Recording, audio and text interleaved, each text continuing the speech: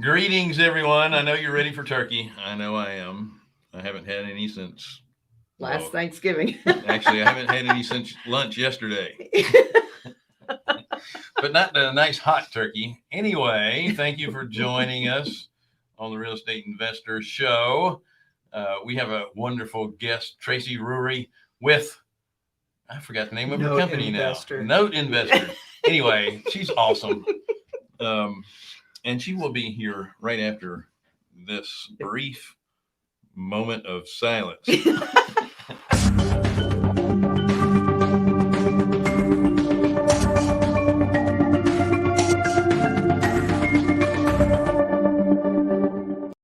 to you. We were just joking about how I hate silence. So thank you again for joining us on the Real Estate Investors Show.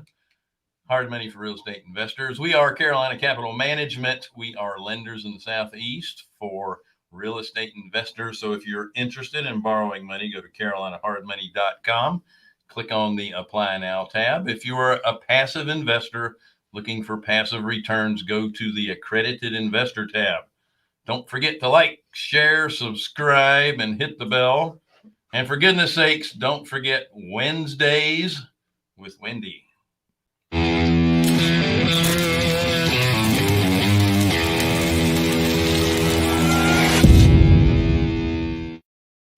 That makes me just seem super cool, doesn't it? Yeah.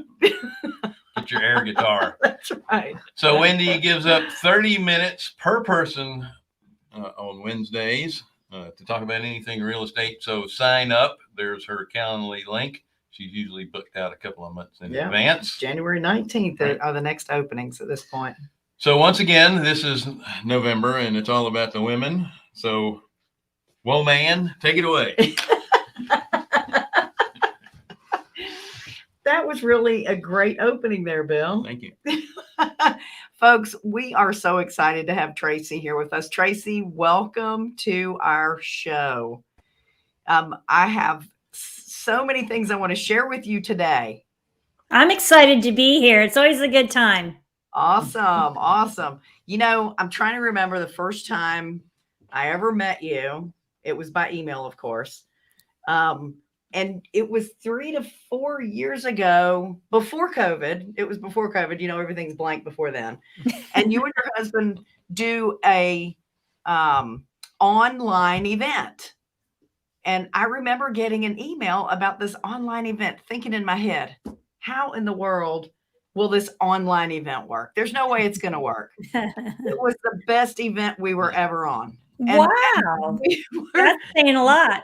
Well, it's just awesome. So I really want to share with people about, first of all, how you even got into that. I want to hear a little bit about your business, what you're doing. And then I want to talk about the wise women stuff that you're doing. Well, excellent. Thanks for having me. We got to meet in person too at Quest. I think the Quest event. So that's always fun when you meet people online, then later you get to meet them in person. That's right. So I've been buying and selling seller financed real estate notes since 1988. So that was my introduction to the note business. And I started out in the closing and processing side and then moved into the underwriting. And then I quickly found out that the money was made on the investing side. So I was fortunate enough to do that for 10 years with an institutional investor. And then I went out on my own, and my husband and I started a company in 97 where we buy and sell real estate notes, seller finance notes. So we've been doing that, 30 plus years now. I've been focused on that seller finance niche. And it's been good to us, and we are fortunate to be able to share some of that knowledge with others. One thing I always like to mention is seller financing is actually a pretty large segment of the market. Last year alone, we tracked these stats. There was $23.5 billion with a B created in seller finance notes. So if you're thinking it's just some small piece of the market, I mean, of course, that's small compared to the whole market, but it's big enough, right, to do some profitable investments with. And it's another side. Like hard money is one side. Seller financing is another way to raise capital. Sometimes people like to buy and then sell with seller financing. There's some benefits to that as well. It's another way to earn interest income and be the bank. So how did Dodd-Frank affect you guys? Because that's really what the bulk of what you were doing at the time when that occurred, right? Right. So if anybody listening, Dodd-Frank was some legislation that was implemented in 2014 as a response to the subprime mortgage debacle meltdown problems. Yeah. We won't even go into that, right? Right. Uh, so they did decide to protect consumers, and in that baby with the bathwater, there were some seller financing transactions also included. They did keep in some exemptions between 1 and 3 and 12 months, which is good for the mom and pop sellers, meaning somebody who only creates under 3 a year. But for people who are creating more than that a year, it did put some additional burdens on us. Now, we buy seller finance notes after they're created. A big segment of the market are those mom and pop sellers. So we break those numbers down in the stats we track as well. So still a big segment of market falls in some exemptions, but there's also a segment that's the professional seller financier, and they were very affected by this. So when it first came in, we're like, okay, fine, we're going to put our heads in the sand. We're not going to deal with this. We're just going to buy notes that were created pre 2014. Well, that where it lasts like how long, right? At some point you run out of inventory. So then we're like, all right, we're going to figure this out. So what we suggest to people is there are mortgage loan originators, MLOs, or some people call them RMLOs, residential mortgage loan originators, that understand how to qualify a buyer, a borrower, to make sure they meet the ability to repay provision for an owner-occupied home. This doesn't apply to investor properties. And they will document that up and paper it up to make sure that the proper disclosures are done as well. There's other things you have to worry about in your state, like SAFE Act and that sort of thing, but that has been one approach. And at the end of the day, it's really created better paper that's more marketable, both from a collection point of view and from a resale point of view, if you ever want to resell your paper. Awesome. Now you say it's more marketable, but has it really made a difference? Can you tell the difference from notes prior to 14 to after? I don't see the difference from people who already were doing it that way. We tended to make sure people could qualify to pay. It sort of makes sense, right? It's always a plus. It's nice to make a loan and know that you're going to get paid back. Yeah. That's always nice. And it did make a little bit of a difference. Like we were used to documenting. That's my background. So I understood the documents. But for people who didn't, I think it forced some people who maybe were operating a little willy-nilly, fast and loose. I was thinking something like that. Yeah. I think it did force them into papering it up and qualifying a little bit better. So for the rest of us that were already doing that, it was just more burden. But that's all right. You adapt, you move on, you figure it out. That's awesome. Do you have institutional investors that are buying up the seller finance and paper? And if that's the case, are they using that as a tool to buy them at a discount if they haven't been originated from a loan officer? That is a very good point. Yes, there's institutional paper, bank paper that will buy this, and they do check to see if it meets an exemption, and if it doesn't, if it's been papered up appropriately, and they may say no if it hasn't, or they may pay a different price. So yeah, very insightful. That is happening out there.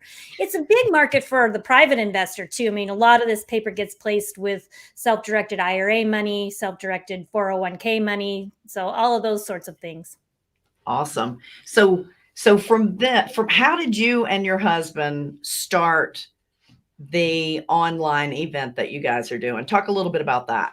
Well, we like to travel, so it was a little bit self-serving because we wanted to set up our business so we could do it from anywhere. And we've attended a lot of events live and hosted them, and we just felt like the technology was there. I got to give a lot of credit to Fred because he's very technology savvy. And so we just saw some different people doing that in different industries. And we said, I think we can do this for the cash flow industry, for the people that are buying and selling cash flows like real estate notes.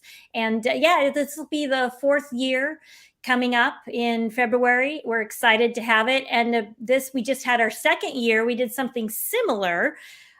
with Wise Women Investors, where we featured just female speakers. So that's sort of that spawned off of that. So Cashflow Expo, just for anybody who doesn't know, it's actually free to attend.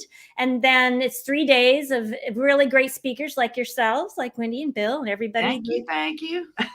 They don't sell, they educate. That's one of our qualifications to be a speaker. And we then do sell VIP upgrade tickets that people can come in and watch the recordings and get the downloads at their leisure whenever they want. So free to attend live. And if you want the VIP recordings, then we make those. And then that's all male and female, all different aspects of cash flow, passive income.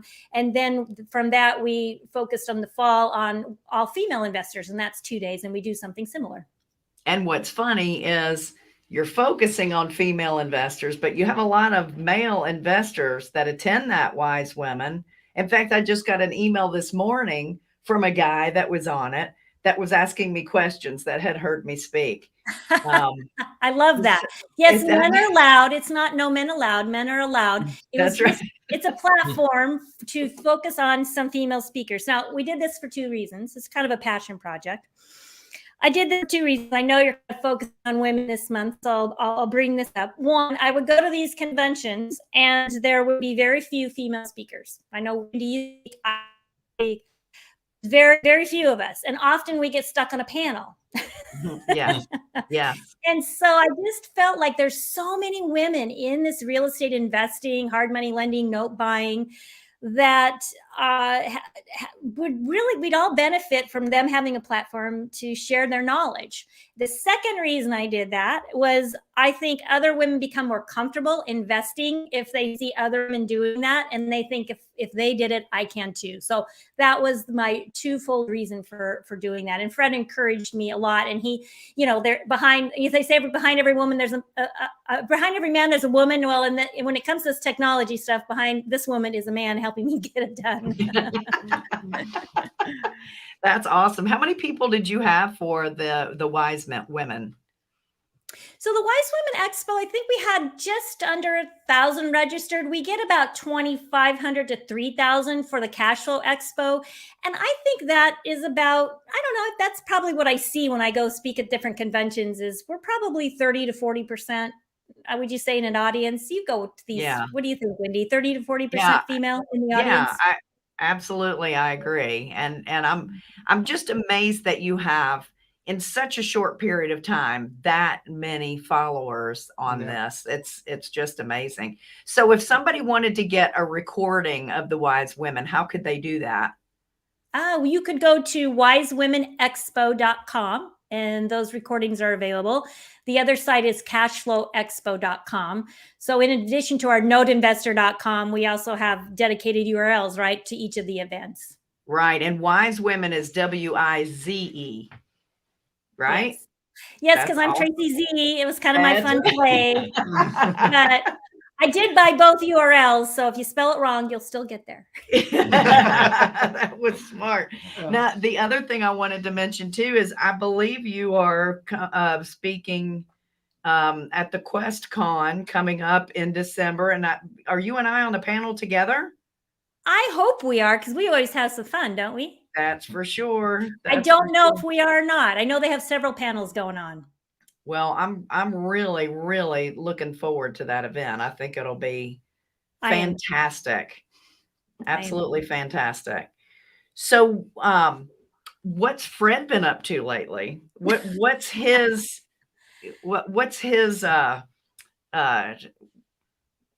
don't look at me. What do you call it? Pretty. What is it that trips his trigger in the real estate world? I know what it is personally. It's you. He really loves implementing the tools, the technology side in the business to make things simpler. So from getting the note investor leads, getting the sellers of notes, the technology, the website, we call them funnels, like the sequencing that when people sign up to get information, how they are provided additional information. So he really helps a lot with that. And he ran the phone on the buying side for years and years and years. And he is an amazing negotiator. I think he, you do that for so long. And so he still loves note investing, but he spends a lot of time on the technology side of it for us. That's awesome. Yeah. Tracy, I do have a question. I Yes. know that Not just interest rates are really low. Yeah. Why would anyone need or want to get owner financing in such a low rate environment? They don't qualify. That's a great question.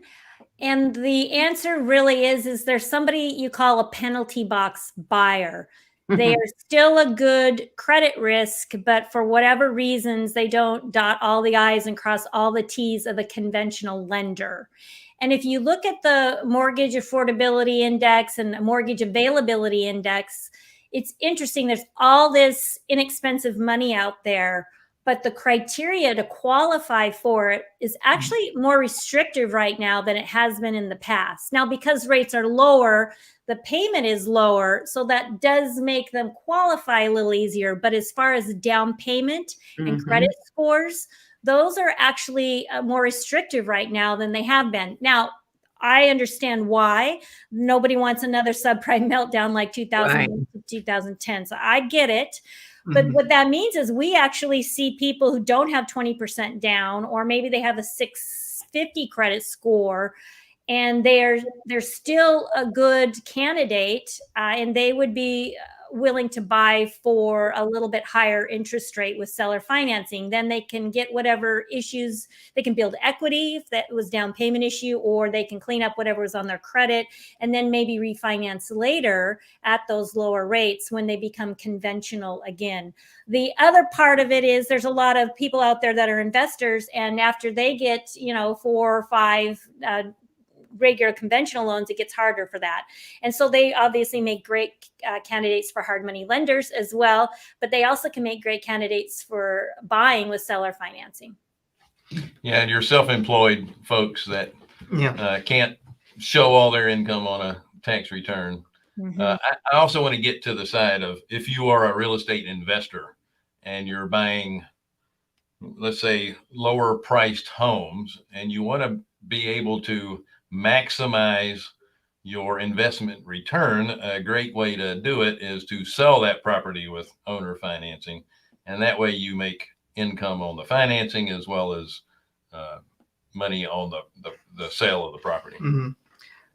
My question would be, over the time span that you've been doing this, have you noticed an uptick or downtick with, as Bill pointed out, difference in rates on the conventional side? So when rates rise on the conventional side, does seller financing rise as well? Does it follow that, or is there some other mechanism that it follows? That is a great question. And yes, it actually follows that mortgage availability index chart.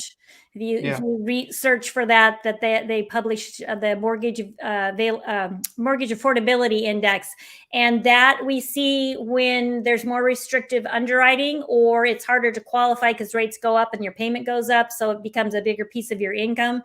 Any time that happens, when we look at the number of notes created, that tends to go up when that availability goes down. Yeah. What are you seeing the seller finance rates come in at now? Everywhere, Wendy. Isn't it crazy? Yes. I mean, I'll see a note that a mom and pop seller created that didn't know any better, that charged 0. Oh my goodness. I know. How can they sell that? How can you sell that? Well, they can sell it, but it's a big old discount. Normally on those, if we want to get an 8 or 9% return or 10% return, we have to put it in our financial calculator and do a present value, time value of money calculation at that rate. It's a big discount. So a lot of times we'll do a partial for them, where we'll just buy maybe the next 5 years of payments. So that discount on those payments way out in the future don't hurt them. So on the other side of the coin, we'll see them that are in the 9% range. Obviously, if they're writing them at 9.5, they are a much better resale value. If they do decide to sell, it's better for the holder of the note because they're getting that interest income. I would say the most average we see is probably in that 4 to 5% range. Yeah, I know a lot of people are saying, well, yeah, it's still decent, isn't it? So I see a lot of people, wondering, why would you sell a note if you're getting that kind of return on it? But, in my opinion, if whatever your goal is as an investor, if it's to get cash in your hand so you can do more, that's the only way you can do it. You've got to get rid of those notes so you can get that cash, even if it's at a discount, to go and reinvest it elsewhere. Hopefully you've made your money on the down payment. You had less money in, your note was for more. Yeah. Because I mean, like she said, like the 0%, you're like, how on earth can you make money on that? Well, you buy it at 60 cents on the dollar. They're paying 100 cents on the dollar for the payment. Well, that additional principal delta comes to you as profit. It's your cash on cash return. So yeah, it's pretty sweet. You've got a calculator there. I do. You're gonna put me to the test. I saw that. That's a dinosaur. I love those. Hey, what are you saying now? I wrote a whole article that said on my blog that said, "Does this calculator make me look old?" I got the same thing. I got the same version on my phone. By the way. The one that I own, that's like the one you have in your hand, came with a 200-page book to figure out how to use it. And for $14, I got the app on the phone, and it doesn't tell you anything about how to use it.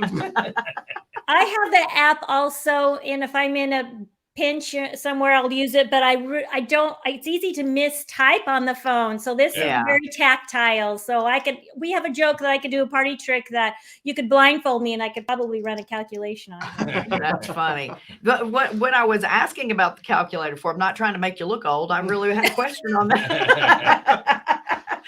Is, we're talking about the 0% financing. Give us an idea of, if you were to buy a note that was $100,000 note at 0%, somebody wanted to sell it. What kind of a, what kind of a discount are you looking at? Now, I know we're just talking ballpark. All right. Yeah. Well, first of all, I want to clarify to say, I would love to buy a property with 0%, but I would never create a note at 0%, right? Yeah, want my target's about 9, but yes, we can buy them. So let's just say we had $100,000 note. I'm putting in my calculator. No tricks. No tricks here. Really, I am. See? Yeah. And if it's 0% and they did 360 months, which would be horrible, but let's just say they did that. That would be like $277.78 a month, right? Wow. So if you wanted to get a 10% return on that, we're talking $31,653.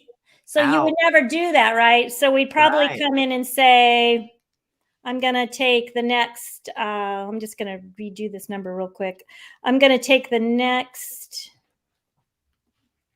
so we got 277.78. So 277.78. I might just buy like the next 60 months or something.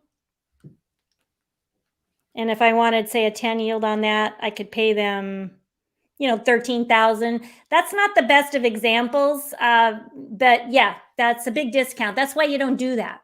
That's right, and that's a great thing for people to learn. Is the difference of 0 versus getting an 8 or 9% return. But that it can still be a deal for you as the buyer. Yep. Yeah. And as the seller, you really had made enough money somewhere else. But, the IRS also wants you to charge a certain amount of interest as well. So there's some minimum interest in there. Talk to your CPA. So I would never recommend that. People normally do that when we see that is it's for religious reasons. They don't believe in charging or paying interest. Right. I know that I've seen a lot of seller financing at 0%, but the way they're getting away with that to make money and giving this 0% is they're charging a lot more for the house than they would normally charge. Yeah. So they're kind of getting their interest rate at the sale price. Yeah. So I know one thing I wanted to play with today. I know you had a theme today. What was your theme? Yes, you're a queen. It's be queen or princess for the day. Yeah, princess for the day. So I was going to have a little anti-princess fun here. All right. When I think of princess, I think of somebody who's entitled, who's not willing to do the work. And maybe that's just my age group. And I grew up more of a tomboy, not afraid to roll up my sleeves even today. So I would like to say, we all love to be pampered sometimes and taken Yes. care of and felt special. So from that point of view, it's great to be a princess. But when it comes to investing, I don't want people to be a princess. I want to be the princess with a portfolio. I don't want to be waiting for a prince, right, to come save me, because that's what you think of. And I would argue that men appreciate that too. They don't want to be solely responsible for saving the women financially in their life. They want an equal partner. So, or a sugar mama. All right. You guys are nobody's saying anything. We're leaving it alone, aren't we? Won't touch that. This is one of Wendy's comments. We all go, let's just sidestep over here. Yeah, let's go this way. I don't know where she gets it from. No, so I guess that's all I'd like to say is, be the princess with the portfolio. When it comes to your finances, make sure that you're, saving yourself and building for your financial future as well as your significant other. I love that. I love that, Yep. And I love why you're doing the Wise Women is to show other women that, you can do this. I've said for many years, real estate has no glass ceiling. There's nothing keeping us down. There's no reason why a female can't do everything that a male is doing in this business.